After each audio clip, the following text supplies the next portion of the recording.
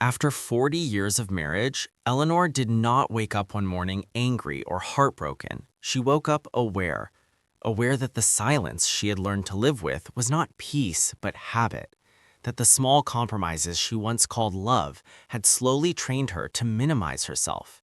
And as she moved through her morning routine, she noticed how often she anticipated his needs while ignoring her own, how automatically she softened her words, delayed her thoughts, adjusted her presence.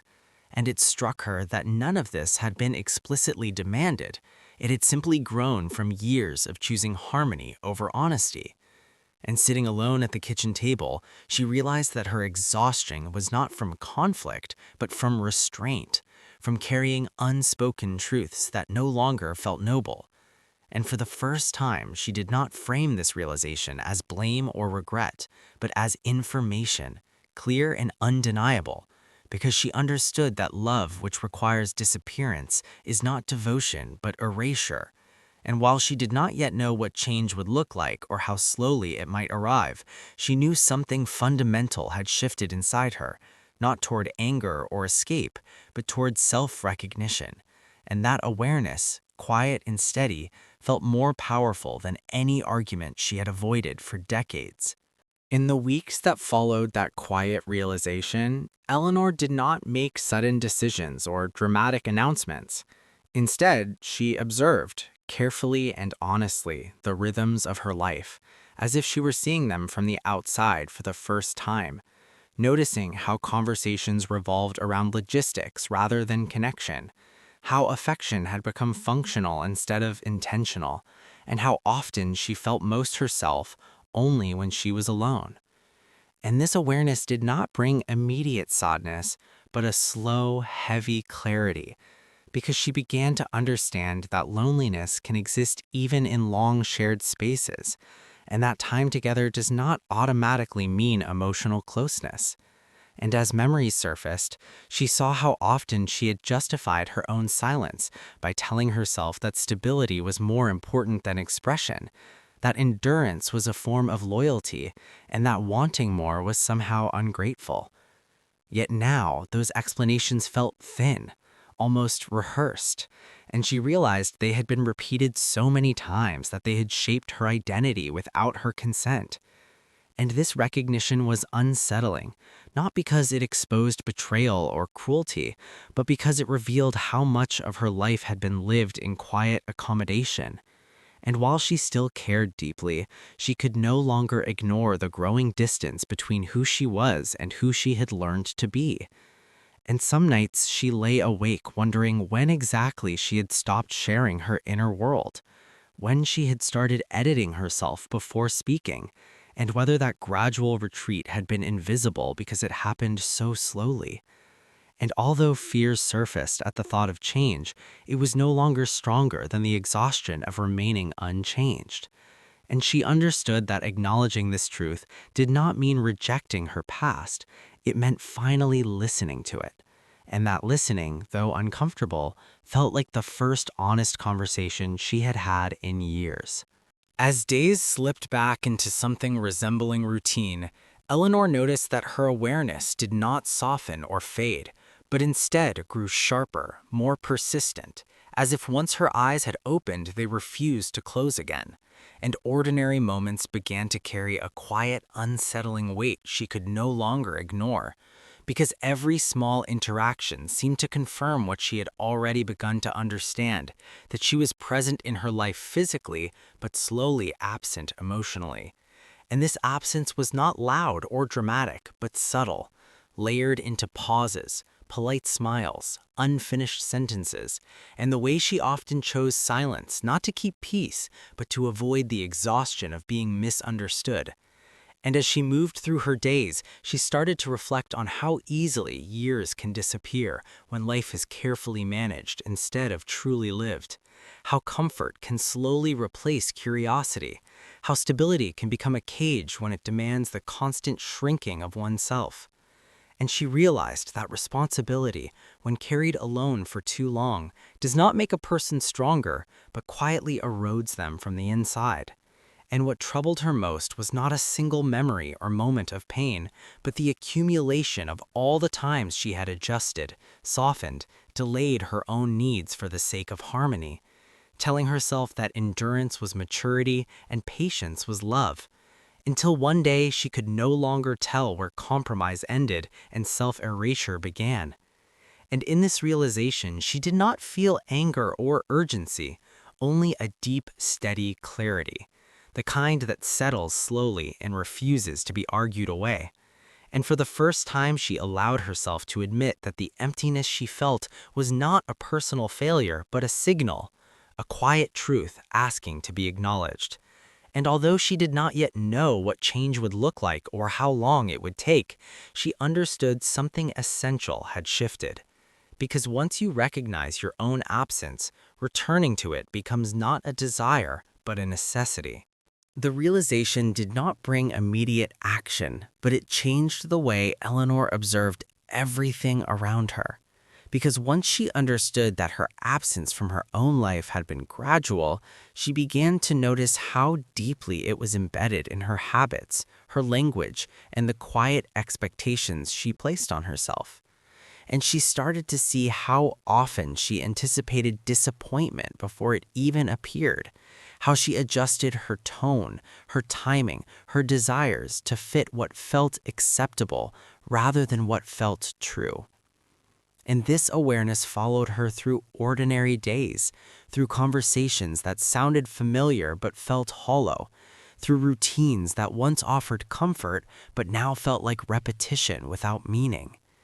And she reflected on how easily people confuse peace with silence, how stability can quietly demand emotional surrender, and how long-term endurance is often praised without anyone asking what it costs the person who is enduring.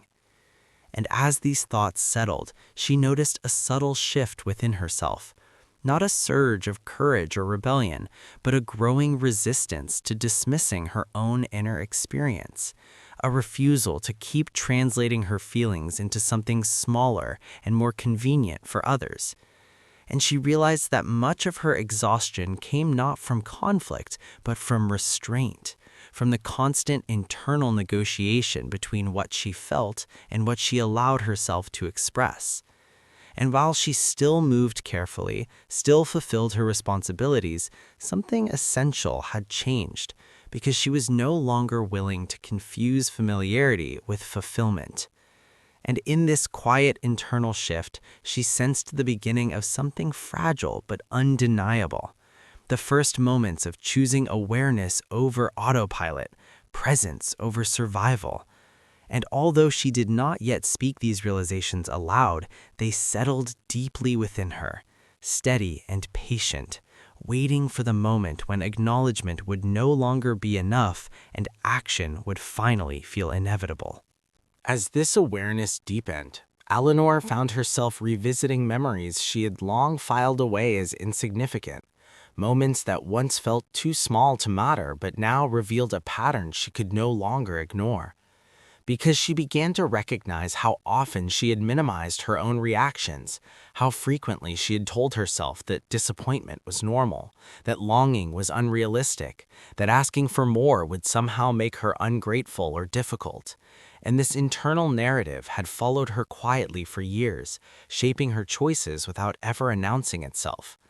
And she reflected on how easily this mindset had blended into her identity, turning self-denial into something that looked like maturity, turning emotional restraint into a form of virtue. And as she moved through her days, she noticed how quickly she defaulted to accommodation, how instinctively she smoothed over tension, not because she feared conflict, but because she had grown accustomed to believing that harmony required her silence. And this realization was unsettling because it forced her to question not just her present circumstances, but the foundations on which she had built her sense of self. And she wondered when exactly she had learned to equate being needed with being valued, when she had accepted that reliability mattered more than being understood. And these questions lingered as she observed the subtle distance between who she was outwardly and who she felt herself becoming inwardly. And although this gap frightened her, it also carried a strange sense of relief, because for the first time she was not trying to close it by shrinking herself, but instead allowing it to exist long enough to be examined. And in doing so, she felt a quiet resolve forming, not yet a plan or a decision, but a growing certainty that continuing as she had would require a level of emotional absence she was no longer willing to sustain. And while nothing around her had visibly changed, she knew with clarity that something fundamental had already shifted, because once a person recognizes the cost of their own silence, it becomes impossible to keep paying it without question. With this realization settling into her thoughts, Eleanor began to notice a subtle but undeniable change in how she experienced time, because moments that once passed unnoticed now seemed to linger, inviting reflection rather than distraction, and she became acutely aware of how often she had filled her days with motion to avoid stillness, believing that productivity equaled purpose, when in reality it had often served as a shield against asking herself harder questions. And as she allowed herself to slow down, she recognized how deeply she had internalized the belief that her worth was measured by how much she could endure without complaint, how dependable she could be, how little space she required. And this belief had shaped her relationships, her work, and even the way she spoke to herself in moments of fatigue. And she reflected on how rarely she had asked what she wanted without immediately negotiating it down to something more acceptable, more practical, more convenient for others. And this pattern now felt heavy rather than noble, because she could finally see how it had limited not only her choices, but her emotional range, dulling both disappointment and joy into something manageable but muted.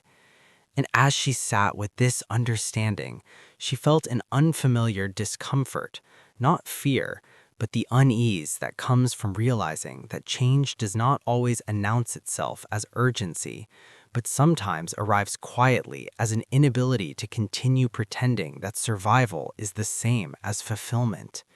And she understood that reclaiming herself would not happen through a single bold decision or dramatic declaration, but through a series of small, deliberate acts of honesty, moments where she would resist the urge to disappear into accommodation, moments where she would allow herself to be seen, even if it risked misunderstanding.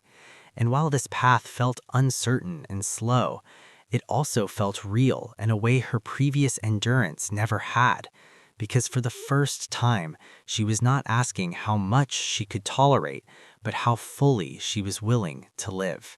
And that question, once asked, refused to fade back into silence.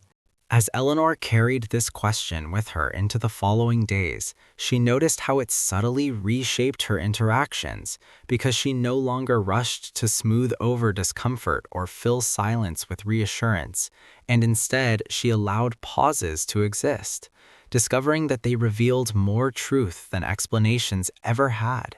And she began to see how often she had mistaken emotional restraint for maturity, believing that wanting less would protect her from disappointment, when in fact it had slowly taught her to expect very little.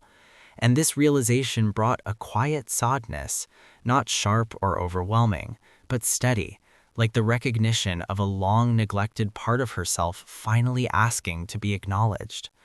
And she reflected on the years when she had adapted so well to circumstances that were never designed for her growth, convincing herself that stability was enough even as something inside her quietly withered.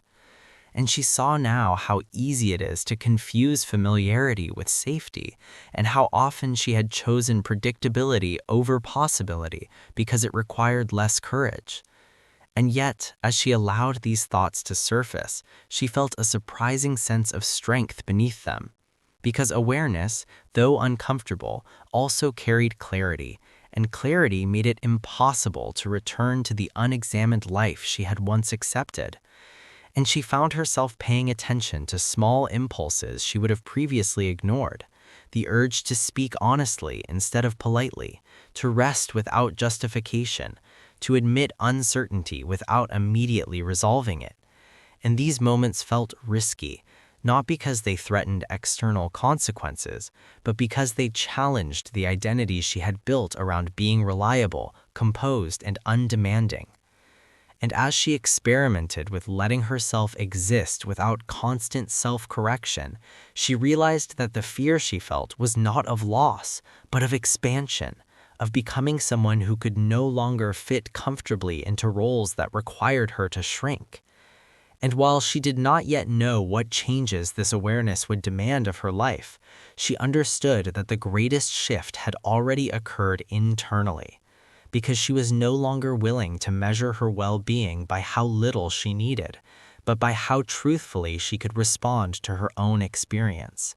And that shift, once begun, felt irreversible, quietly guiding her toward a future that would be defined not by endurance, but by intention.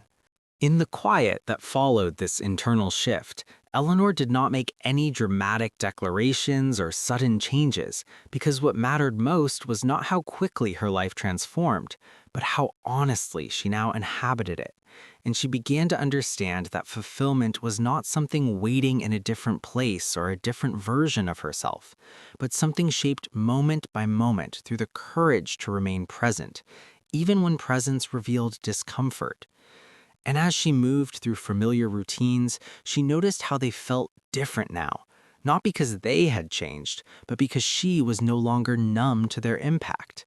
And this awareness gave her a strange sense of peace, not the peace of resolution, but the peace of alignment, of no longer betraying herself in small, habitual ways. And she allowed herself to acknowledge both gratitude and regret without needing to balance them into something acceptable, recognizing that a meaningful life could hold contradiction without collapsing. And she reflected on how long she had believed that stability required self-denial, that harmony depended on her silence. And she gently released these assumptions, understanding that they were learned, not inevitable. And as she stood at the threshold of whatever came next, she did not feel fearless or completely certain, but she felt awake, and not felt more valuable than confidence ever had. Because wakefulness allowed her to choose rather than endure, to respond rather than react. And she sensed that the years ahead would not be defined by dramatic reinvention, but by quieter, truer decisions made consistently. Decisions to speak when it mattered, to rest when she was tired, to want without apology, and to let relationships evolve rather than preserving them through self-erasure. And while she knew that some losses might accompany this honesty, she also knew that the cost of remaining unchanged had already been paid for too long. And as she looked forward, she no longer measured her future by how well she could manage life's demands, but by how deeply she could participate in it. And in that realization, she found a grounded, enduring calm, the kind that does not promise ease or certainty, but offers something more sustaining, the quiet confidence that she would no longer abandon herself for the sake of comfort, and that this commitment, once made, was enough to carry her forward.